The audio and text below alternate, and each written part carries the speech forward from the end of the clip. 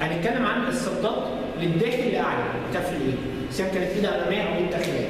تمام؟ انا لو واقف مع الخصم الضربه بتاعته لو جايه في النص اهي كده يبقى انا في مستوى افقي مع الضربه، لكن المشكله بقى هنا لو الضربه جايه في مستوى عالي، يعني لو هي هنا ده مستوى الطبيعي، لو هي الضربه جايه فوق تمام يبقى انا الصده بتاعتي للداخل مش عمليه، وبالتالي لازم تاخد زاويه على فوق، وهي في ذات الوقت مش جايه من فوق، من الضربه مش جايه من فوق، يبقى دي للداخل لاعلى ما هياش بس للداخل، يبقى للداخل لاعلى في الزاويه اللي هي جايه ما بين الصده لما تبقى لفوق علويه وللداخل.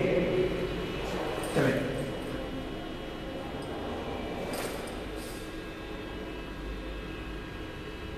طيب لو من الناحيه الثانيه ودي بتنفع اكتر في الضربات لما تبقى حاطه اهي. لا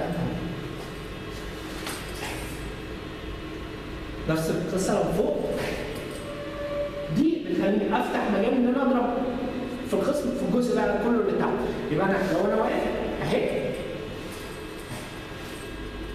تاني